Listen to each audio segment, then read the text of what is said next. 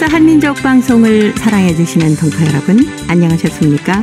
보고 싶은 얼굴, 그리운 목소리, 이소연입니다. 동포 여러분, 살고 계신 곳에서는 밤하늘에 별이 얼마나 보이시나요?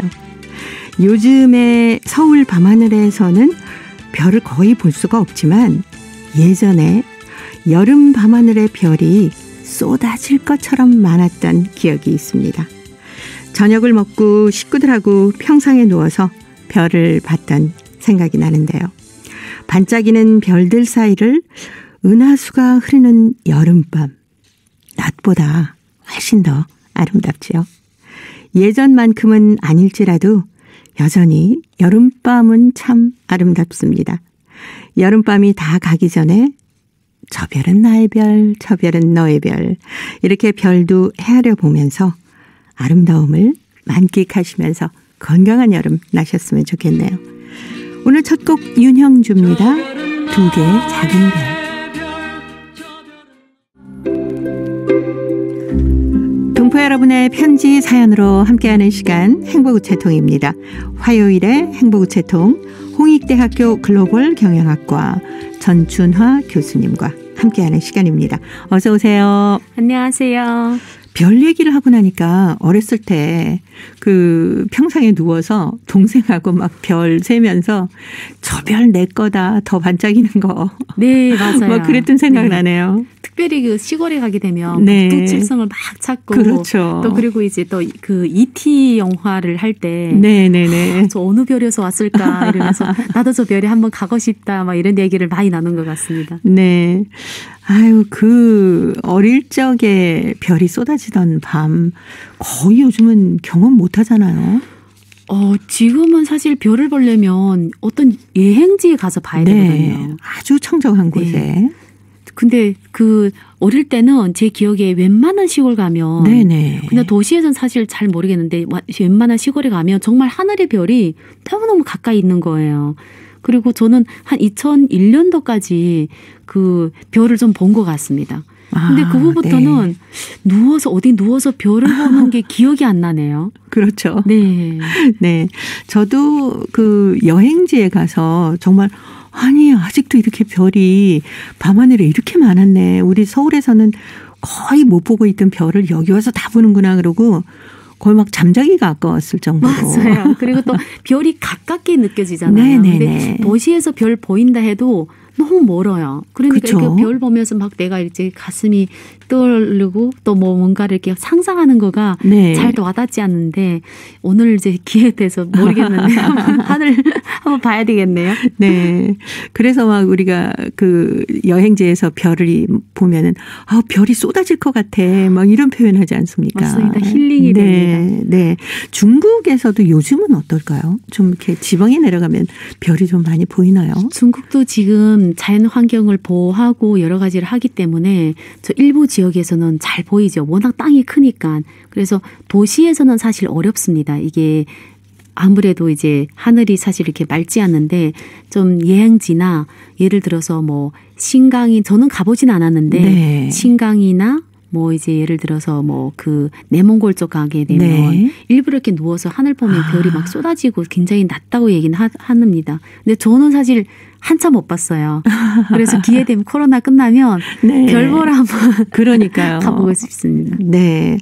혹시 방송을 듣고 계시는 우리 동포분들 중에 아, 여기는 아직도 별이 좀 많이 있습니다라고 느끼시는 분들 어떻게 아름다운 모습인지 좀 보고 싶은 얼굴, 그리운 목소리로 보내주시면 저희가 대리만족이라도 좀 할 수 있을 것 같아요. 네, 맞습니다. 중국에 계신 동포분들은 아마 별을 많이 보는 분들이 계실 겁니다. 이제 네. 여러 가지 도시에 사는 분도 있지만 꼭 알려주면 찾아가고 싶습니다. 네. 자, 이제 행복우체통 열어보겠습니다. 첫 번째 사연이 중국 산둥성 청도시 임동호 씨가 보내오셨습니다. 사랑의 회초리라는 글인데요. 제가 먼저 소개해드립니다. 어머니의 그 추억을 쭉 적어 오셨는데 첫 번째, 어머니란 생각만 해도 눈시울이 뜨거워진다. 어머니는 우리 가족을 남 못지않게 꾸려가기 위해서 모든 심혈을 쏟아부었다. 어머니는 절약관념이 엄청 강한 분이셨다. 온몸에 절약관념이 푹 절은 분이다. 46세의 청춘 과부가 되었어도 6남매를 혼자 힘으로 남부럽지 않게 키워냈다. 한마을에 어머니와 같은 해에 청춘 과부가 셋이나 생겼는데 3년 후에 우리 집은 아버지의 병치료 때문에 진 빚을 몽땅 갚았지만은 다른 두 과부네는 빚이 점점 늘어만 갔다고 했다. 후에 두 과부는 자식들에게 빚만 남기고 재가를 했다는 말을 동네 어른들한테서 들은 생각이 어슴풀에 떠오른다. 두 번째, 어머니는 우리 형제들에게 과부 자식이란 소리를 듣지 않게 하려고 예절 교양에 엄청 신경을 썼다. 한 번은 밖에 나가 놀다가 나보다 2살 이상인 이웃집 애와 싸우다가 그 애에 코피가 터지는 바람에 어머니는 방 빗자루를 거꾸로 쥐고 나를 호되게 때렸다. 절대로 남을 때려선 안 된다고 하셨다. 걔가 먼저 때렸다고 엉엉 울면서 변명을 하자 또 대꾸를 한다고 더 맞았다.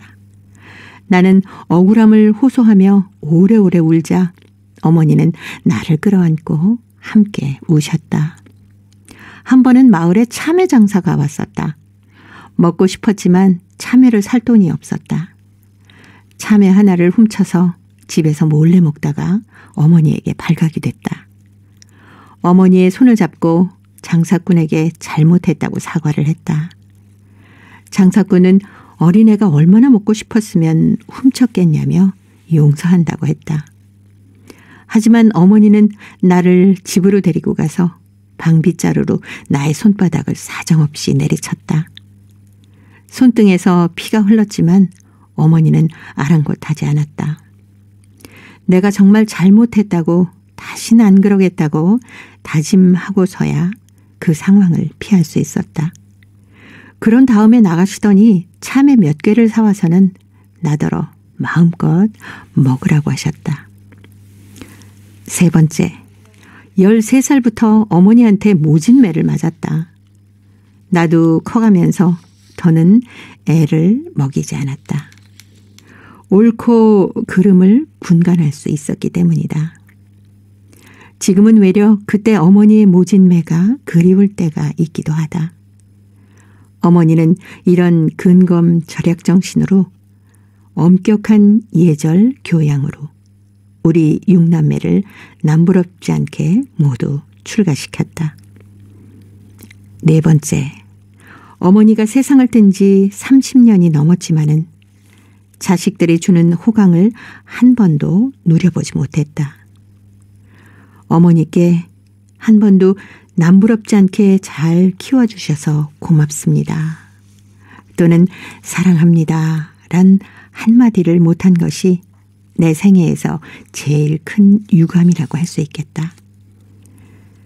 상상으로 만두 철없이 어머니의 속을 잿더미로 만들었던 막내 아들이 이렇게 남부럽지 않게 호화로운 생활을 누리고 있는 것을 보면은 얼마나 좋아하실까라는 생각이 든다. 나는 불효자는 웁니다 란 노래를 들을 때마다 불효자였던 나를 위해 지은 노래가 아닐까 하고 의심할 때가 많았다. 라는 사연입니다. 어머니에 대한 그 추억을 4가지로 이렇게 나눠서 적어서 보내주셨네요. 아이고, 6남매를 혼자 키우셨으니 얼마나 힘들으셨을까요? 정말 혼자 키우시면서도 힘들었겠지만 마음속으로 때리면서 아픈 사실 우리도 이렇게 애를 막 훈육하다 보면 내가 더 아프잖아요. 네, 그 마음 생각하니까 눈물이 막 나네요. 네, 남편 없이 혼자서 6남매를 이제 잘 키워서 출가까지 시키셨다고 하는데 왜 보통 아버지가 안 계시면 밖에 나가서 애비 없는 자식 뭐 이런 맞아. 얘기를 들을까 봐 그렇죠. 훨씬 더 엄하게 키우시지 않습니까? 네. 그러니까 애비 없는 자식은 왠지 뭔가 부족해 보이고 저는 이제 그 주위에 그런 얘기 들어본 적은 없는데 네. 영화에서 보게 되면 옛날에 그쵸, 그쵸. 제가 아빠 없으니까 뭐 애들 네. 막 때리기도 하고 얘가 살짝 잘못해도 뭔가 예의 없어 보이고 이런 게 있었잖아요. 그래서 오히려 어머니가 그런 말을 듣지 않게 하기 위해서 굉장히 혼내준 것 같습니다. 네. 어렸을 때 어머니께 방 빗자루 거꾸로 쥐고 사랑이 매 맞았다라고 근데 하는데. 그 사랑이 매를 네. 저는 사실 맞고 자라지는 않는데 네네. 제 친구들이 맞잖아요. 그래서 사랑이 매다면 그 사랑이 매가 너무 아프대요. 네. 요즘에는 특히 또 자녀에게 뭐 이렇게 회초리를 들거나 그러진 않잖아요. 요즘 애들은 잘못 네. 들었다가 이제 신고를 할 수가 있습니다. 네.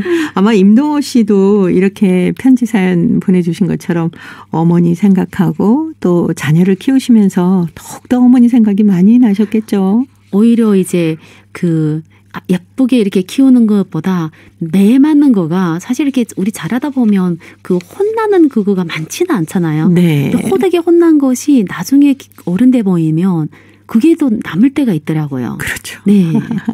그래서 오히려 그 사랑이 네. 매 맞을 때마다 이 어머니가 얼마나 아프면서 때렸겠나 생각하니까 마지막에 불효자지금 옵니다. 네. 다 이해해서 1, 2, 3, 4력이 나오지 않았을까요?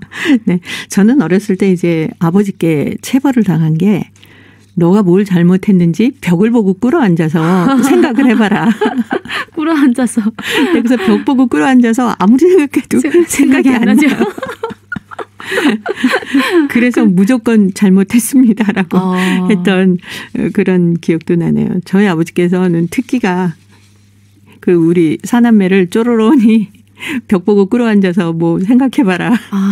네, 그런 시간을 많이 주셨어요. 예, 막 때리고 하게 되면 아픈 것만 기억나니까 네. 왠지 변명을 막 하고 싶잖아요. 근데 조용하게 저희 꿇어 앉아 있으면 생각하다가 그럼 무릎이 아프니까. 그러니까요. 나중에는 무릎이 아파서 잘못했다고 하고 뭘 잘못했는데 그러면 가만히 있던.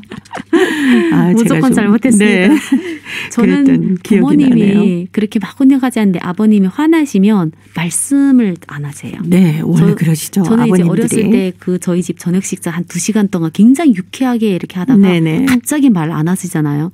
그럼 그 식사하는 시간이 왠지 목구멍으로 안 넘어가요. 그렇죠. 그래서 그때 그게 이제 체벌인 것 같습니다. 네. 말을 안 하고 그다음 눈치를 보면서 그다음에 잠잠해진 저는 네. 그 체벌이 제일 무서워요. 네. 침묵의 시간이. 네, 맞아요. 네. 저희 어렸을 때는 진짜 가족들이 모두 둘러앉아서 식사를 하고 그랬던 시간들이 참 많았잖아요. 그래서 밥상머리 교육이라는 얘기도 있어서 그때 모든 거를 부모님께 배우지 않았나. 맞습니다. 네. 그 밥상머리 교육을 어른 돼서 보니까 우리 어릴 땐 자연스럽게 밥상에서 모든 교육을 받은 것 같습니다. 네. 근데 요즘은 식구들이 밥상에 같이 앉아서 먹을 기회가 없으니까. 너무 없죠.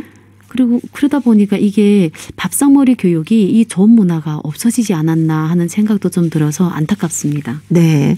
아마 임동원 씨 오늘 이 시간을 함께 하시면서 어머님 생각 더욱더 많이 나실 것 같습니다.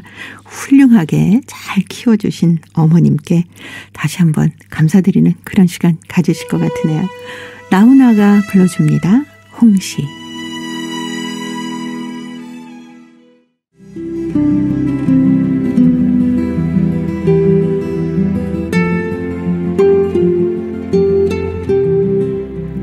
동포 여러분의 따뜻한 사연으로 아름다운 추억을 만들어 드립니다.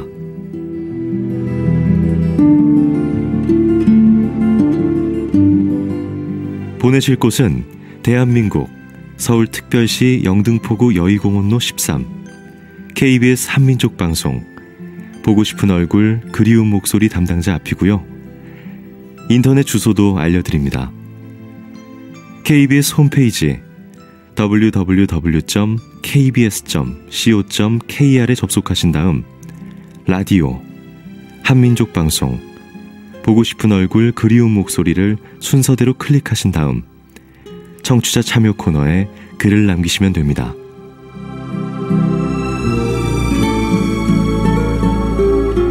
정다운 이야기와 아름다운 음악이 있는 보고 싶은 얼굴 그리운 목소리, 동포 여러분과 늘 함께하겠습니다. 화요일 금요일에 행복우체통 홍익대학교 글로벌 경영학과 전춘화 교수님과 함께하고 있습니다. 자, 오늘 두 번째 사연 대한민국 전라북도 김제시에서 박영진 씨가 보내오셨습니다. 혐오와 차별의 벽을 넘어서라는 글인데요. 전춘화 교수님이 소개해드립니다. 요즘 미국에서 백인 경찰이 백주대낮에 거리에서 무고한 흑인 남성 국민을 목을 눌러 무차히 살해한 참극이 벌어져 미국 전역이 분노의 도가니로 끌어번지고 있다. 백인 우월주의자들이 유색 인종에 대한 혐오와 인종차별, 반목과 질시, 그리고 갈등과 증오가 초래한 비극이 아닐 수 없다. 혐오나 차별은 어느 나라가 어느 사회나 다 존재한다. 하지만 그 어느 나라나 어느 사회나 혐오와 차별을 그냥 그대로 방치하지는 않는다. 그것은 미래의 사회 발전에 하등이 도움도 되지 않기 때문이다.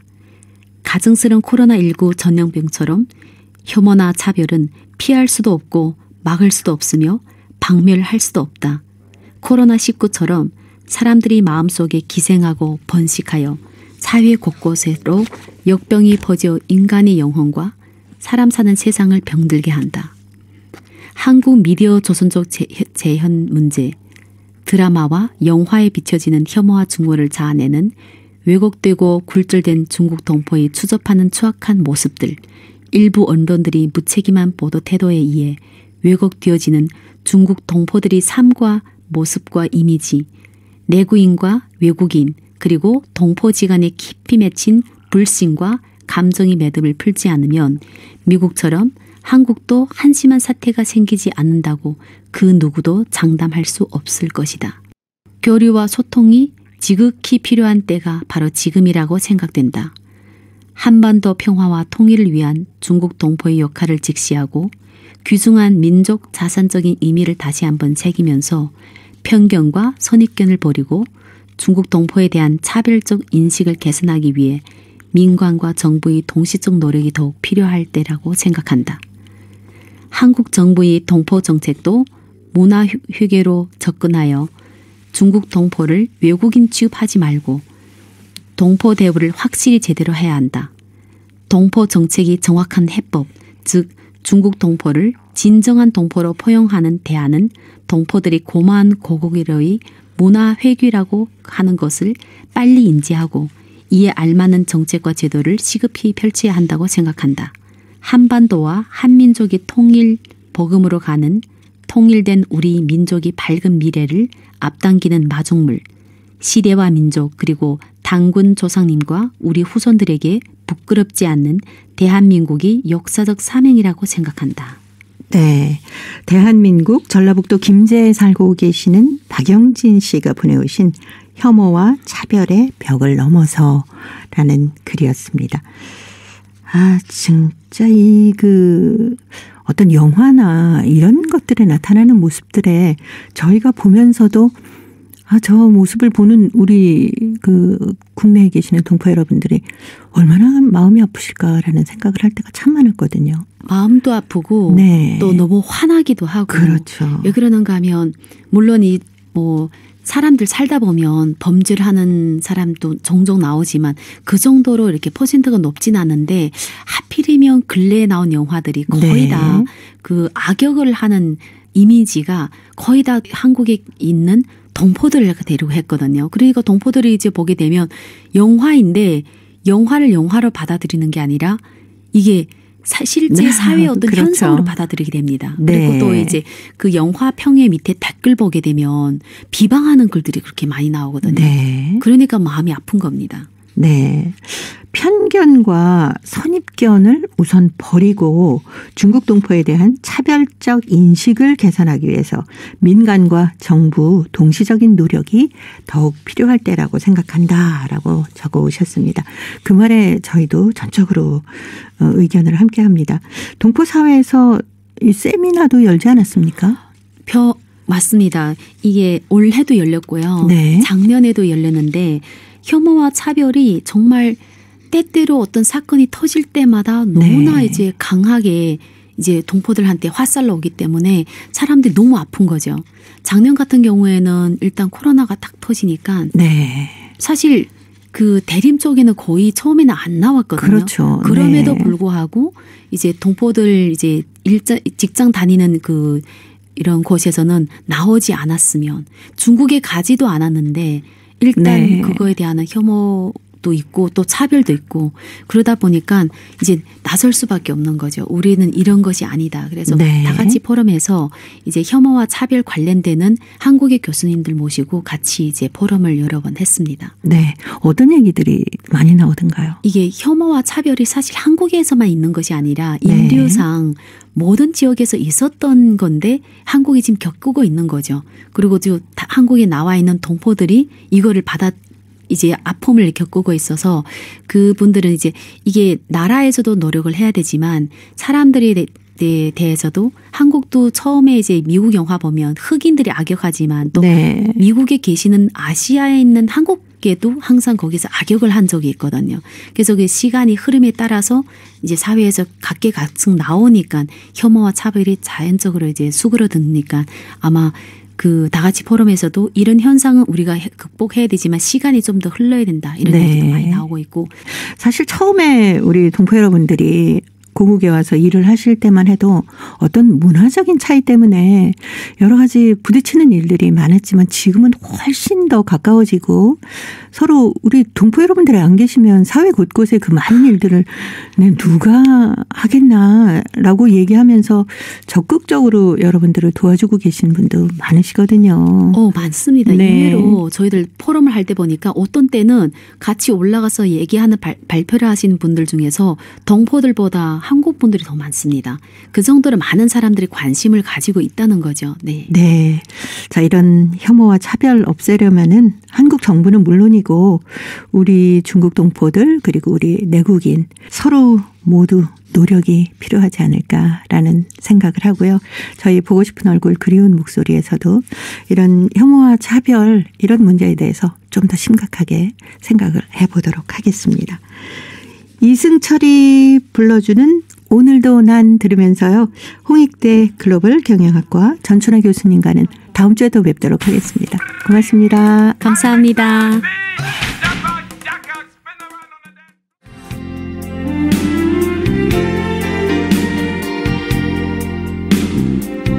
KBS 한민족 방송은 7천만 온결어의 꿈을 담습니다.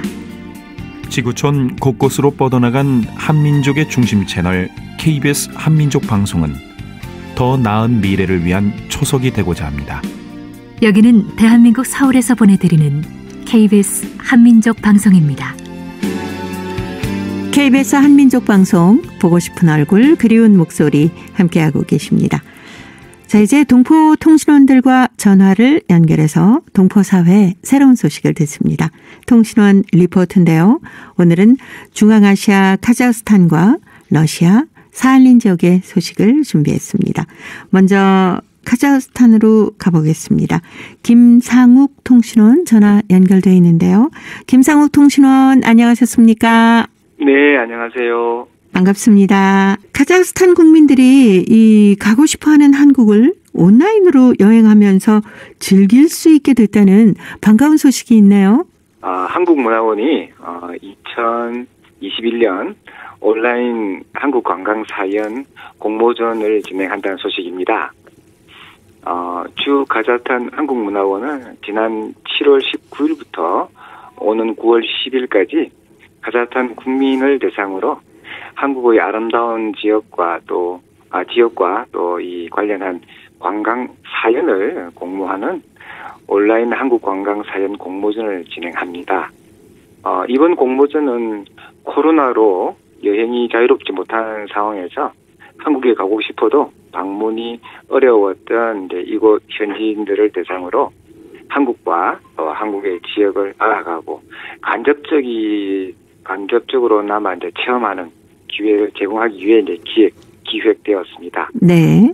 이번 행사는 작년에 진행된 한국문화원과 함께 떠나는 온라인 한국 여행 사진전과 함께 그리고 한국의 아름다운 자연의 모습과 역사적인 이야기가 있는 한국의 지역 5곳을 2주마다 소개하는 온라인 한국 관광 사진전과 연계해서 이 공모전을 진행합니다. 네. 온라인 한국관광 사연 공모전에 참여할 수 있는 뭐 어떤 조건이나 주제가 따로 있습니까? 예. 문화원이 이제 작년에 이어 이제 올해도 진행하고 있는 온라인 한국 관광 사진전은 시간과 공간의 제약 없이 자유롭게 관람하고 가장 마음에 드는 사진 한 장을 선택해서 내가 가고 싶은 한국 또는 내가 소개하고 싶은 한국에 대한 사연을 작성하여 응모할 수 있습니다. 이번 공모전 행사는 13세 이상 가자탄 국민이면 누구나 한국 여행과 관련된 사연을 응모할 수가 있습니다. 그러니까 가능합니다. 문화원은 한국 관광 사연 응모자 가운데 재미있는 사연을 보낸 10명을 선정하여 홈페이지에 게시하고 또 최종적으로 선정된 10명에게는 포스트 코로나 시 한국 관광에 사용할 수 있는 여행 관련 상품을 이제 증정할 예정입니다. 이번 공모전은 한국의 이제 K-팝과 또 드라마를 통해서 한국에 관심이 높은 가자탄 국민들이 사진을 통해 한국의 아름다운 자연과 한국의 전통과 현대가 또 조화를 이루는 그런 건축물 그리고 또 각 지역별 유래 그리고 또 전설 또 역사에 대한 정보 등을 사진과 함께 이제 알아가고 또 이를 통해서 한국을 좀 알아가는 좋은 기회가 될 것으로 보입니다. 주 가자탄 한국문화원 이해란 원장은 코로나19 대유행으로 이제 여행이 어려운 상황이지만 이번 온라인 사진전을 통해서 한국의 아름다운 자연과 또 다양한 한국의 모습을 알아가는 계기가 되고 더 나아가서 포스트 코로나 시기 한국 여행을 계획해 보면서 코로나로 지친 마음을 조금이나마 좀 위로할 수 있기를 희망한다고 전했습니다. 네. 코로나19 때문에 그렇지 않아도 이 여행이 자유롭지 못한데 사진전도 보고 한국에 대해서 관심도 갖게 되고 정말 많은 위로가 됐으면 좋겠습니다. 자, 오늘 카자흐스탄 소식 여기까지 듣도록 하겠습니다. 김상욱 통신원이었습니다. 소식 잘 들었습니다. 네, 감사합니다. 네, 고맙습니다. 자, 이어서 러시아 사할린으로 가보도록 하겠습니다. 배순신 통신원 만나볼까요? 배순신 통신원 안녕하셨습니까? 네, 안녕하세요. 반갑습니다. 네, 반갑습니다. 이 사할린 동포 문제에 각별한 관심을 갖고 활발히 활동을 하셨던 헌하문 선생님께서 돌아가셨다는 안타까운 소식이네요. 저희 또 보고 싶은 얼굴 그리운 목소리와는 특별한 인연을 갖고 계신 분이어서 정말 마음이 울적해지는 소식입니다. 좀 전해주세요. 네. 사할린으로 역방문 중이셨던 헌하문 선생님께서 갑작스러운 중환으로 지난달 15일 85세를 일기로 병세하셨습니다. 이 비보를 받은 지인들과 새거리 신문사 사원들에게는 충격이었습니다. 충청북도 충주 출생인 헌하문 선생님은 한민족기 창강 후 첫 해부터 우리 새거리 신문 애독자셨습니다. 우리 신문사 통신원으로서 본지에 수많은 기사를 투고하셨으며 신문 구독 캠페인도 참가하셔서 새 구독자를 유치해 주시기도 하셨습니다. 선생님께서 사할린 사범 전문학교 조선과 출신으로 주내 여러 조선학교에서도 조선어를 가르치셨고 조선 학교들이 폐교된 후에는 수학 선생으로 일반 학교에서 계속 교편을 잡았으며 제자들을 길러내셨습니다. 네. 헌하문 선생님께서는 또 사할린 동포들을 위해서도 많은 일을 하셨지 않습니까? 네.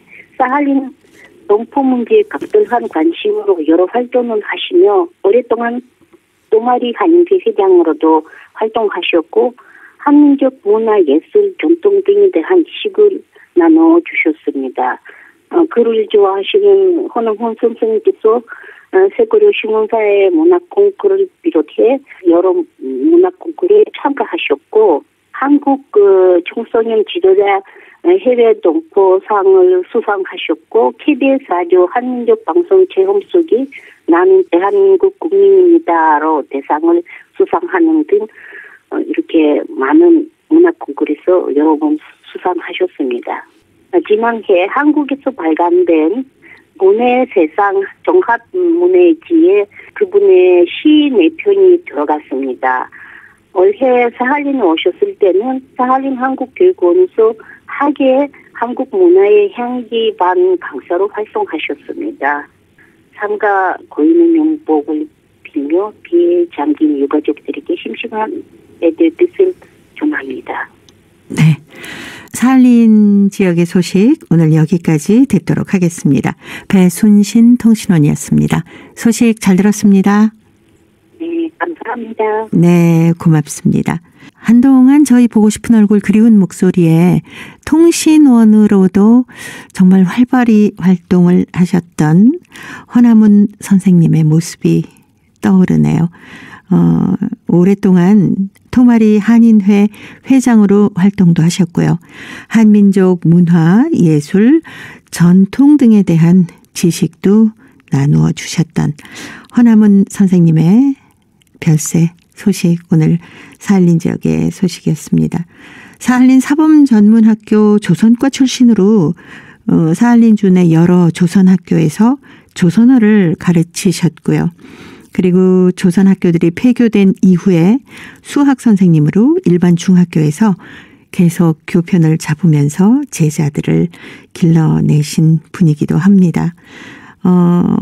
이 글을 참 좋아하셨어요. 그래서 허남훈 선생님께서는 새 고려 신문사의 문학 콩쿠르들을 비롯해서 한국 청소년 지도자 해외 동포상도 받으셨고, KBS 라디오 한민족 방송 체험수기 나는 대한민국 국민입니다. 이런 작품으로 대상을 받기도 하셨습니다.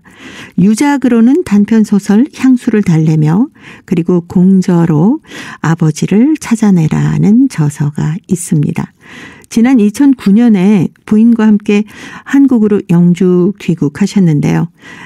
경기도 김포시 서암마을에 입주하면서 서암봉사회 회장을 맡으셔서 활발하게 활동도 하셨습니다.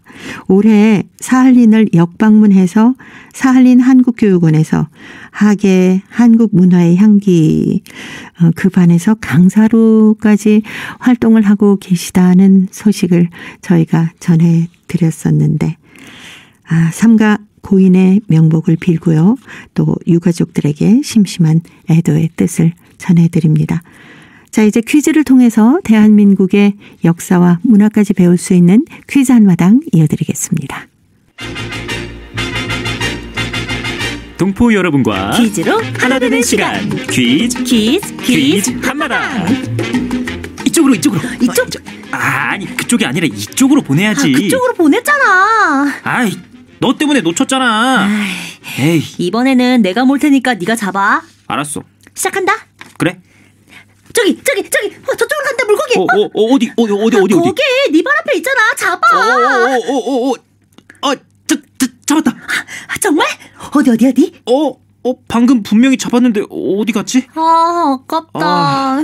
다 잡은 고기 놓쳤네. 아이, 괜찮아. 또 잡으면 되지. 어제도 이거 나왔다가 한 마리도 못 잡았잖아. 아이, 오늘 못 잡으면 내일 잡으면 되지 뭐. 엄마한테 내가 물고기 많이 잡아갈 테니까 매운탕 끓여달라고 큰 소리 쳐놨단 말이야.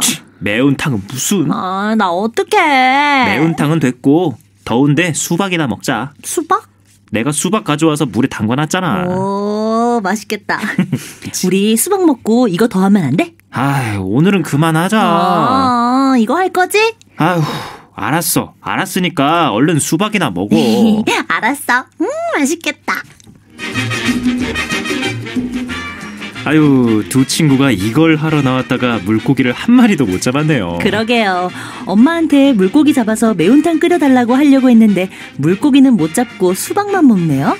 이것은 여름철 피서법의 하나인데요. 물 좋은 곳을 찾아서 찬물에 발을 담그고 물고기도 잡고 과일도 먹으면서 노는 걸 말합니다.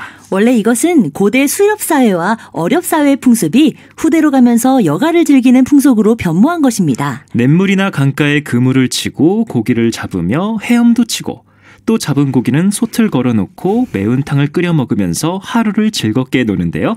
이것을 할 때는 바람이 조금씩 불어야 고기가 잘 잡힌다는 속설이 있습니다. 자, 여기서 문제 나갑니다. 여름철 피서법 중 하나입니다. 주로 성인 남자들이 하는 놀이로 냇물에서 물고기를 잡는 것을 말하는데요. 냇물이나 강가에서 헤엄도 치고 고기도 잡고 그 잡은 고기로 매운탕도 끓여 먹으면서 즐겁게 노는 것을 말합니다. 이것은 무엇일까요? 자, 보기 드립니다. 1번 천식, 2번 천엽, 3번 천리안. 정답을 보내주신 분 가운데 일주일에 한 분 추첨해서 소정의 상금이나 상품을 보내드립니다. 퀴즈 한마당, 지금까지 성우 유선일, 한희정이었습니다. 네, 무더운 여름철이 되면은 가까운 동네 개울가나 강가에서 이것을 많이 하는 걸 볼 수 있습니다. 이걸 따라온 어린애들은 몰입꾼 역할을 하고요. 어른들은 물고기를 잡는데요. 이렇게 잡은 물고기는 매운탕이나 어죽을 끓여서 먹기도 합니다. 계곡물에 발도 담그고 가져간 수박이나 참외를 먹으면 무더위가 싹 가시고 시원해지죠. 그런데 요즘에는 이걸 많이 하지 않고요. 집에서 에어컨을 틀어놓고 더위를 피하거나 또 해수욕장 등으로 피서를 가기도 합니다. 그런데 아쉽게도 올해는 코로나19 때문에 이것도 못하고 피서도 조심해야 되겠죠. 집에서 맛있는 거 해먹으면서 건강 잘 챙기시기 바랍니다. 동포 여러분께서도 아마 이걸 해본 적이 있으실 거예요. 이것에 얽힌 추억이 있으면 행복우체통으로 보내주시기 바랍니다. 정답은 KBS 홈페이지에 접속하신 다음에 라디오 한민족 방송 보고 싶은 얼굴 그리운 목소리를 순서대로 누르시면은 청취자 참여란이 있습니다. 여기에 정답도 적어주시고 행복우체통의 사연도 가득히 채워주시기 바랍니다. 고려인들의 역사를 재조명하고 그들의 삶의 애환을 살펴보는 시간, 고려인 이야기. 사단법인 고려인 마을 역사유물전시관의 김병학 관장님 전화 연결해서 만나보도록 하겠습니다. 관장님 안녕하셨습니까? 네, 안녕하십니까? 네. 지난 시간에 저희가 그 북한의 대표적인 민요라고 할 수 있는 휘파람, 이 가사를 고려인 조기천 시인이 썼다 이런 얘기를 함께 나눴는데 러시아 옴스크에서 문학을 공부하고 나중에는 후학을 양성하는 활동을 하셨다고 했잖아요.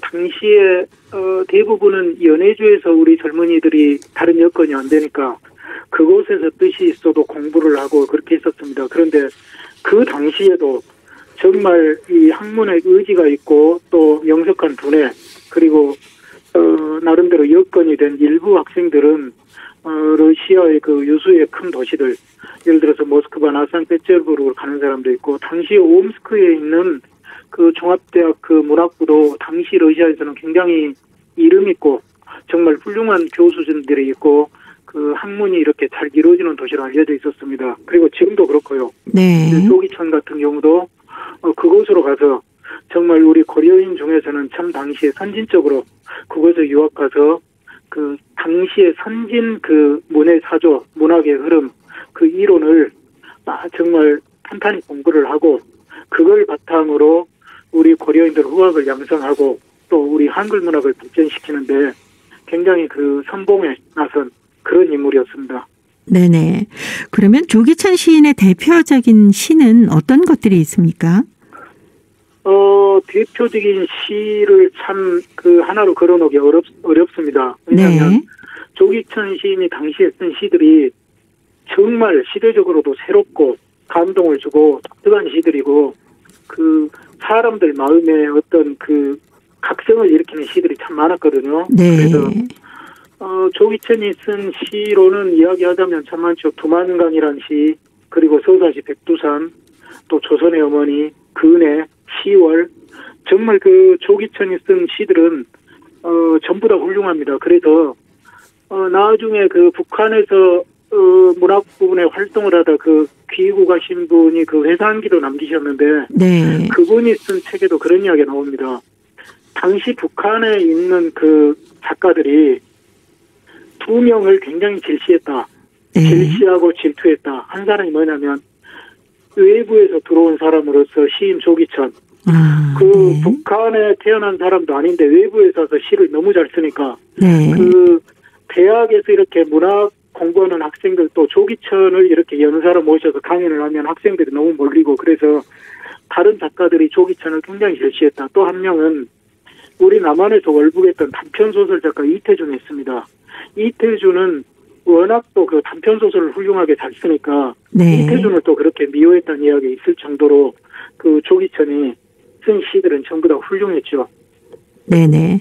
제목만 들어도 뭐 두만강, 백두산, 조선의 어머니, 근해 이런 것들은 민족에 대한 애환이 그대로 느껴지거든요. 그렇죠. 왜 그러냐면 조기천이 태어나 자란 곳이 연해주고 우리 고려인들 속에서 살았고 시인이나 작가들이 어떻게 자기들이 체험하지 않은 다른 걸 쓸 수는 없는 거죠. 그리고 네. 당시에 소비에트 문학을 선도했던 막심 고리키나 파제이브 그런 분들도 직접 고려인들을 만나서 이야기를 한 적이 있습니다. 그때 했던 말이 우리가 어떻게 당신들의 그 항일운동이나 그 내밀한 생활상을 우리가 어떻게 쓸 수 있겠느냐. 당신들밖에 쓸 사람이 없다. 네. 그러니 민족적인 소재를 가지고 신념을 가지고 열심히 써라. 그런 격려가 큰 힘이 됐거든요. 그래서 그렇지만은 조기천은 그 다른 작가들과 달리 자기만의 독특한 세계관을 구축했다는 평가를 받습니다. 그건 뭐냐면 소재를 민족적인 것에서 이렇게 가지고 네. 주제는 그런데 당시 그 소비에트 분위기가 혁명적인 분위기였죠. 그래서 새로운 세계, 새로운 이상을 갈구하는 어떤 청년적인 어떤 그 뭐랄까요 이상으로 리얼리즘, 당시 소련에는 그 리얼리즘 사실주의를 강조했죠. 그렇기 때문에 리얼리즘의 혁명적 낭만주의라는 조기천만의 독특한 어떤 그 사조를 이렇게 첨가해가지고 작품을 완성했다고 합니다. 그렇기 때문에 조기천의 시가 당시 젊은이들의 가슴을 이렇게 울려줬죠. 네네. 그 중에 어떤 작품이든 한 편 정도 좀 소개해 주시면 어떨까요? 그럴까요? 제가 다는 아니어도 두만강이라는 시가 워낙 유명하니까 그게 일부분만 그러면 제가 좀 한번 낭송을 해볼게요. 네네. 한번 들어보십시오. 얼마나 조기천이 훌륭한 시인인지. 네네. 두만강. 이 땅의 북변을 굽이 휘돌아 흘러 흐르는 두만강이여 부닥치고 감뛰는 그대의 찬물결에 묻노니 몇 번이나 흰옷에 서러운 그림자 비꼈더냐 푸린 낮 푸른 옷 재상이란 가슴속 움키운 노개의 소름 의탁이란 장알진 손 지탱이뿐 놈들에게 빼앗기고 쫓치는 이 신세 그대 그려둔 조선의 사나이 아닌가. 이렇게 아주 그 우리의 것을 소재로 하면서도 그 젊은이들의 그 가슴을 울리는, 이것도 지금 항일에 대한 의지거든요. 네. 그 젊은이들의 가슴을 혁명적으로 눌려주지만 상투적인 구어가 아닌 굉장히 그 시적이고 낭만적인, 네네. 그리고 이 어떤 국조가 흐르는 그런 이렇게 시작품을 썼지요, 조기천이. 예예. 그 뭐 흰옷에 서리운 그림자 비꼈느냐라고 했는데 예. 이거만 봐도 서정적이면서도 아주 힘이 있는 시라고 느껴지네요. 그렇죠. 그랬기 때문에 당시 그 1940년대 초반에 북한에 있었던 그 우리 작가들은 이런 시를 쓸 능력이 못 됐죠. 그런데 네. 소련에서 온 조기천이 이렇게 사람들 마음을 이렇게 울리는 그런 시들을 이렇게 쓰니까 뭐 동료들한테는 지시를 받았지만 정말 북한의 어떤 그 새로운 문학 사조를 그 이끄는 역할을 조기천이 했던 거죠. 예. 조기천 시인에 대한 재조명이 좀 이루어져야겠다라는 생각이 드네요. 당연히 그렇게 돼야죠. 조기천을 네. 비롯한 당시에 우리 고려인 1세들 중에 훌륭한 작가들이 많이 있거든요. 그리고 나중에 우리 고려인 작가들도 보면은 우리 모국어로 작품을 쓰기 때문에 우리가 작가로 인정하는 분들이 많이 있는데 그 중에서도 네. 문학적으로나 미학적으로도 아주 뛰어난 그 현대인에 뒤지지 않게 뛰어난 작품을 쓴 작가들이 일부 있거든요. 네. 그 중에 한 분이 조기천이고, 그렇기 때문에 이분은 단지 모국어를 지켰다는 것뿐이 아니라 미학적으로도 문학적으로도 뛰어나고 세련된 이런 작품을 쓴 그 시인으로서 우리가 더 조명하고 이분의 삶에 대해서 더 우리가 연구하고 밝히고 해야 될 책임이 있다고 생각합니다. 네. 이 역사유물 전시관에 가면 조기천 시인의 시를 좀 많이 볼 수 있습니까? 볼 수 있지요. 조기천의 그 시들은 물론 그분의 육필은 없습니다만은 그때 그 발간됐던 어떤 작품집들, 네. 또 이런 것도 러시아어로까지도 번역된 것도 많이 있는데, 예. 우리가 소장하고 있습니다. 네. 나중에 와서 보십시오. 네, 꼭 보고 싶네요. 많은 분들이 좀 오셔서 특히 문학을 하시는 분들이 보시면 좀 더 새로운 감성으로 다가가지 않을까라는 생각도 듭니다. 예, 그래서 나중에 고려인 문학 특별전이나 기획전으로 네. 해서 또 그렇게 하더라도 너무 많은 작가들이 있기 때문에 네. 어떤 그 일부 시대의 한정에서 조기천이나 1세대들의 그 일부 작가들 그런 작가들을 특별히 한번 또 조명해보고 싶은 생각이 있습니다. 그래서 그것도 제가 오늘 인터뷰한 김에 좀 준비를 해보겠습니다.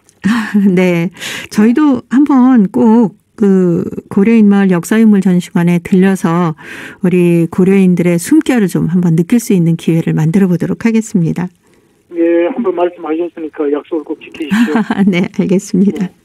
자, 고려인 이야기. 오늘은 그 북한의 대표적인 민요 휘파람의 노랫말을 쓴 조기천 시인의 문학 세계에 대한 얘기 나눠봤습니다. 오늘도 사단법인 고려인마을 역사유물 전시관의 김병학 관장님이었습니다. 다음 주에 뵙겠습니다. 네, 다음에 뵙겠습니다. 네, 고맙습니다. 네. 신형원이 불러주는 터 들으면서 저희도 인사드립니다. 오늘도 함께해 주신 동포 여러분 고맙습니다.